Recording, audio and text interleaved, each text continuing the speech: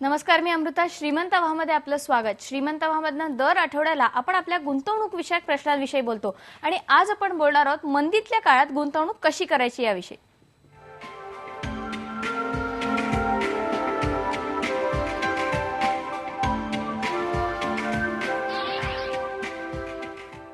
जगभरातल्या मंदीचे भारतावरतीही परिणाम दिसायला लागलेले आहेत.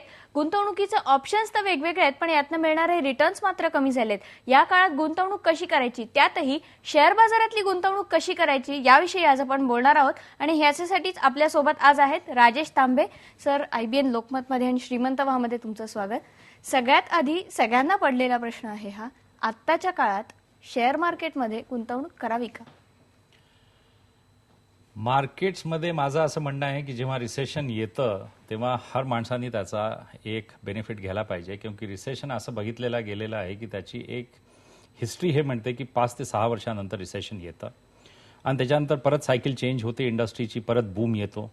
आणि जेव्हा मग बूम येतो मग प्रायव्हेट इक्विटी आणि हे सगळे फंड्स त्याच्यामध्ये इन्व्हेस्ट करतात आणि तेवढेच फक्त शेअर्स असतात, कंपनीज असतात आणि मग खूप जास्त पैसा चेस करतो त्या शेअर्सना. मग तेव्हा आपण बघतो की शेअर व्हॅल्युएशन्स खूप वरती जाते, जसं आपण 2 वर्ष पहिले मार्केटमध्ये बघितलं. सगळेच मार्केट्सनी खूप छान परफॉर्म केलं.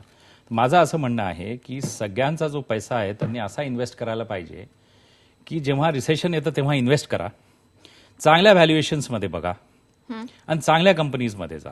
Okay, please don't follow tips.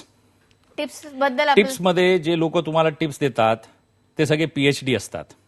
म्हणजे PhDचा अर्थ असा असतो past high school with great difficulty. Okay, तर अशा लोकांचं ऐकू नका. फंडामेंटल्स बघा, प्रोफेशनल सर्व्हिसेस घ्या. ते कसं चेक करायचं याविषयी आपण बोलणार आहोत. आपण आपल्याला पहिला कॉल आलेला आहे, कल्याणहून गौरव अग्रवाल बोलतायत. गौरव, हॅलो. हा विचारा. हा, अमृता कल्याणवरनं बोलतो. बोला. माझे 2 प्रश्न होते. एक म्हणजे मी आर्या ॲग्रोचे 61 रुपये 50 पैसेच्या हिशेबाने 200 शेअर घेतलेले आहेत. किती शेअर घेतले? तर 200 शेअर घेऊन ठेवलेले आहे. हा, तर आता त्याला काय करायला पाहिजे, नेमके त्या विषयात काय करायला पाहिजे? Okay Gaurav. What is the name of the company? Arya agro. असं आहे गौरव, ॲग्रो ज्या कंपनीज आहे त्याच्यामध्ये अजून ॲग्री सेक्टरमध्ये मी म्हणेल सगळ्यांना की येणाऱ्या टाईममध्ये ॲग्रिकल्चरची खूप जास्त डिमांड वाढणार आहे, फूड ग्रेन्सची खूप शॉर्टेज होणार आहे. पण तुम्हाला या कंपनीजमध्ये जायचं ज्या कंपनीजमध्ये ज्या हाय यील्डिंग व्हरायटी सीड्समध्ये आहे आणि जे जेनेटिकली मॉडिफाईड क्रॉप्समध्ये चालले आहे. आणि जेनेटिकली मॉडिफाईड क्रॉप्समध्ये फक्त US वर्ल्डच्या फक्त खूप कमी कंपनीज आहे, जसं पायनियर सीड्स आहे, कॉन्टिनेंटल सीड्स आहे, मॉन्सॅन्टो आहे. एकमेव कंपनी आहे इंडियामध्ये जी लिस्टेड आहे आणि ती आहे मॉन्सॅन्टो, पण ज्याची प्राइस व्हॅल्युएशन खूप जास्त आहे. या कंपनीजची एवढी वर्ल्डमध्ये लॉबिंग होणार आहे. जमीन आपली स्केअर्स फॅक्टर आहे. जसे जशा इंडस्ट्रीज वाढतात आहे, जमिनी कमी होत चालल्या आहे, ॲग्रिकल्चर कमी होत चाललं आहे, फूड ग्रेन्सची खूप शॉर्टेज होणार आहे. फूड जसं तुम्हाला माहिती आहे ॲग्रिकल्चर डिपेंड ऑन क्लायमेटवरती असतं. तर त्याच्यासाठी माझं म्हणणं आहे की तुम्हाला अगर ॲग्री बेच्यामध्ये जायचं आहे फूडच्या कंपनीजमध्ये तर फक्त एका कंपनीमध्ये इन्व्हेस्ट करा, दॅट इज मॉन्सॅन्टो. बाकी सगळ्या कंपनीज विसरून जा. बरोबर. जसं गौरवने एका सेक्टर विषयी विचारलंय, अशी कुठली क्षेत्र आहेत का की या काळातही किंवा याच्या पुढच्या काळात या मंदीचा फायदा या क्षेत्रांना होणार आहे? अशी कुठली क्षेत्र आहेत? इंडियामध्ये पॉवर हा. 1 लाख 1.25 लाख आपण जनरेट करतो. आत्ताच्या याच्यामध्ये डिमांड आपली 2 लाख मेगावॉट आहे. आपण 9% इन्क्रीज करत होतो, आपली GDP 9% ग्रोथ होत होती. पुढे पण आपण टच करू 10% वर. तर आपण काही पण ॲग्रिकल्चर, सर्व्हिस इंडस्ट्री, मॅन्युफॅक्चरिंग सगळीकडे पॉवर पाहिजे. वीज नाही, काही नाही. आज आपण बघितलं हिंदुस्थानामध्ये बॉम्बेला सोडून जी मुंबई सगळी वीज ड्रॉ करत आहे बाकीच्या स्टेट्समधून, पुऱ्या महाराष्ट्रामध्ये इंटिरियर्समध्ये आज 6 तास 8 तास वीज नाही. ॲग्रिकल्चर काय काम करणार, इंडस्ट्री काय काम करणार? So power is the future of the world. Oil and gas is the future of the world. तर सगळ्या निवेशकांना, इन्व्हेस्टर्सना सांगतो, जे महाराष्ट्रीयन लोक जे या प्रोग्रामला बघतात आहे, अशा स्क्रिप्ट्समध्ये इन्व्हेस्ट करा ज्याचं डिमांड आहे, ज्याला फ्युचर आहे. ऑइलला कधी मरण नाही आहे. तर ऑइल, गॅस, पॉवर हे फ्युचर ऑफ द वर्ल्ड आहे. पॉवरमध्ये रिलायन्स पॉवरमध्ये इन्व्हेस्ट करा. कोणी तुम्हाला म्हणेल की त्या ग्रुपचा अजून पॉवर प्लांट आला नाही. अनिल अंबानी काय स्वतः तिथे जाऊन कन्स्ट्रक्शन करणार, एक विटेवरती दुसरी वीट लावणार आणि सिमेंट चिपकवणार. हे सगळे EPC कॉन्ट्रॅक्ट्स असतात. मोठ्या मोठ्या कंपनीजना याचे EPC कॉन्ट्रॅक्ट्स दिले जातात. कोलवरून जो प्रोजेक्ट करतात अल्ट्रा मेगा पॉवर प्रोजेक्ट, याला 3 वर्ष लागतात सिव्हिल वर्कला. तो please hold on for 3 years and माझं म्हणणं सगळ्यांना आहे, let that man demonstrate. You have to give him some time to demonstrate. म्हणजे पेशन्स ठेवायची थोडीशी गरज आहे. आपल्याला पुढचा फोन आलाय योगेश काशीलकरांचा पुण्याहून. नमस्कार योगेश. हा नमस्कार मॅडम. बोला. नेमकं गुंतवणूक शेअरमध्ये करायची का सोन्यामध्ये करायची? का सोन्याचं मार्केटिंग आता वाढत आहे ना. बरोबर प्रश्न विचारलात तुम्ही. काशीलकर साहेब, सोनं जे आहे त्याची एक फक्त इंट्रेन्सिक व्हॅल्यू आहे. निक्सन जेव्हा अमेरिकेचे प्रेसिडेंट होते, अजून युके मध्ये पण एक पर्टिक्युलर पर्सेंटेज करन्सीच्या अगेन्स्ट फोर्ट नॉक्समध्ये ठेवत होते युएसमध्ये. फोर्ट नॉक्समध्ये एक स्पेशल लॉकर असायचं. आज त्याचं काही कमर्शियल त्याची काही हे नाहीये, एक इंट्रेन्सिक व्हॅल्यू आहे. इंडियामध्ये फक्त आपण सोनं घेतो, अजून लॉकरचं धन करतो. ते बायका घेतात आणि लॉकरमध्ये टाकतात. इस्लामिक कंट्रीजमध्ये पण त्याची डिमांड आहे. त्याची मायनिंग खूप कमी होते. फक्त एक इंट्रेन्सिक व्हॅल्यू आहे की ती व्हॅल्यू पडत नाही. जसा शेअर पडतो डब्यामध्ये, तर तुम्ही मार्केटमध्ये विकला. पण आता हा जो परसेप्शन आहे की याला म्हणतात ट्रान्सफर ऑफ रिसोर्सेस कॉन्सेप्ट, की लोक आता कॉमोडिटीमध्ये स्पेक्युलेशन करत नाहीये, इक्विटीजमध्ये स्पेक्युलेशन करत नाही, तर सगळे सटोडी आता सोन्यामध्ये घुसले. तुम्ही अगर त्या भावामध्ये 15,000मध्ये घुसाल आणि त्याच्यानंतर ते सोनं अगर पडणार आणि जेव्हा 12,000वर आलं तर मग तुम्ही रडाल. तर आता 15,000वरती घुसू नका, नाही तर रडाल, मग आसू येतील तुमच्या डोळ्यात. आपल्यासोबत ओंकार कुंडलकरही आहेत, पुण्याहूनच बोलतायत ते. ओंकार. हा नमस्कार. माझा एक स्टॉक स्पेसिफिक प्रश्न आहे. हा. फॉर एक्झाम्पल एक पारस पेट्रो म्हणून आहे पेट्रोकेमिकल कंपनी, किंवा दुसरं अरेवा टी&डी. आता ते जे म्हणत होते की वीज पुढे भविष्यात लागू शकते वगैरे, असे दोन आहेत. आणि तिसरं आता ते जे सांगतायत की गोल्डमध्ये एंटर करू नका या 15,000च्या टप्प्यामध्ये. तर जेव्हा सोनं खाली जाईल तेव्हा ते गोल्ड ETF जे फंड्स असतात त्याच्यामध्ये इन्व्हेस्टमेंट कशी राहील? 3 म्हणजे पारस पेट्रो, ओके, अरेवा टी&डी आणि gold ETF mutual fund. Thanks. निवेशकांना सांगेल, पारस पेट्रो या कंपनीमध्ये अगर तुमचा निवेश असेल, आत्ताही ज्या व्हॅल्युएशन्सवरती आहे त्याच्यामध्ये निघून जा. मार्केट खाली पडणार आणि या याच्यामध्ये काही हे नाही. पेट्रोकेमिकल्समध्ये फक्त एकच कंपनी आणि ती आहे रिलायन्स इंडस्ट्रीज.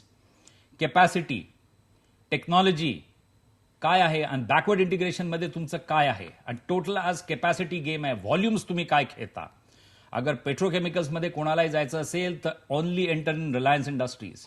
साऊथचा ग्रुप होता मुथैया ग्रुप, स्पीक, आज फार खराब परिस्थितीमध्ये आहे. अजून आरिवा टी&डी जे तुम्ही सांगितलंय, आरिवा टी&डी पण या कंपनीज पण अल्स्टॉम पासून सेपरेट झालेल्या सगळ्या कंपनीज आहे.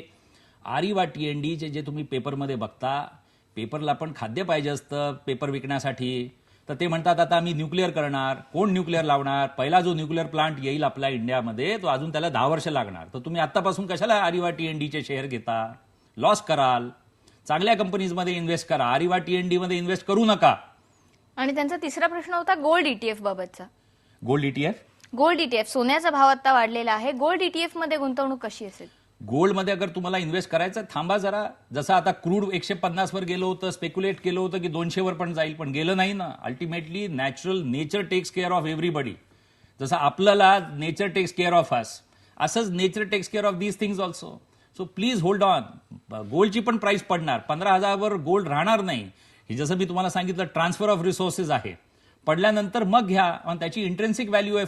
फक्त तुम्ही घ्याल आणि परत लॉकरमध्ये ठेवाल.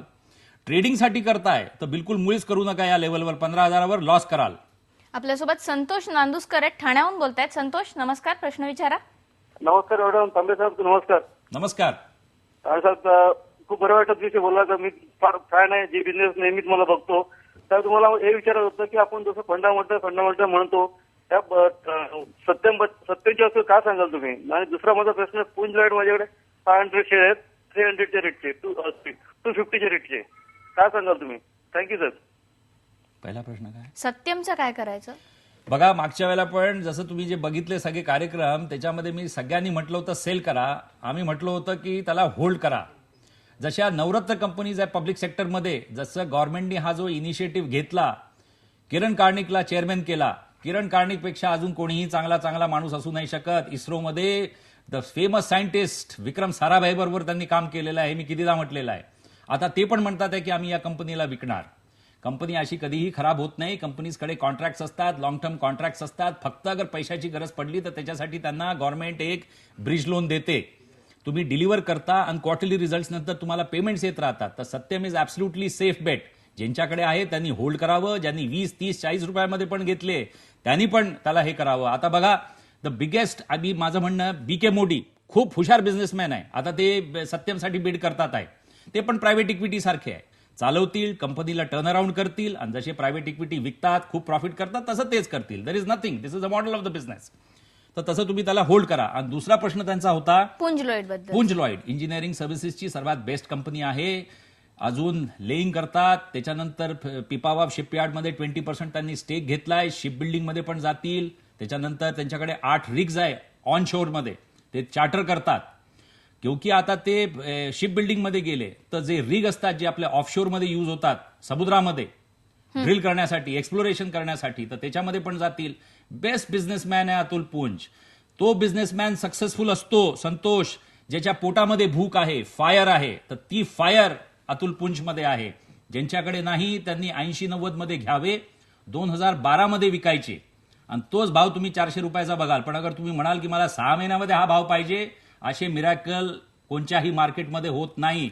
2009 मध्ये संतोष काही होणार नाही, 2010 पण असंच जाईल, 2011 मध्ये बघू केव्हा सायकल चेंज होते आणि 2012 मध्ये तेव्हा विका.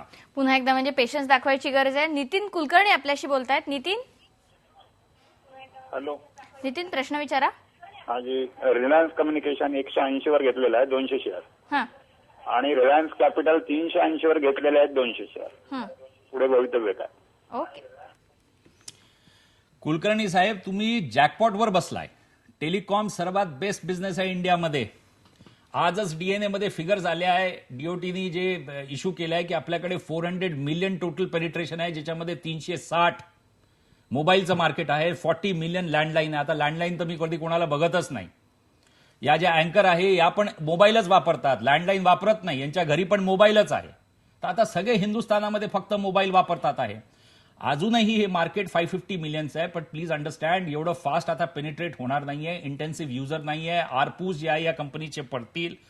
पण जेव्हा तुमची सबस्क्रायबर बेस खूप जास्त वाढणार नाही, जेवढी वाढायची होती वाढली मागच्या 10 वर्षामध्ये, आरपूज ज्याला म्हणतात एव्हरेज रेव्हेन्यू पर युजर कमी होत जाईल, मग कंपनीज नवीन नवीन टेक्नॉलॉजीज घेऊन येतात, जशी 3rd जनरेशन 3G नवीन फीचर्स ऍड करतील.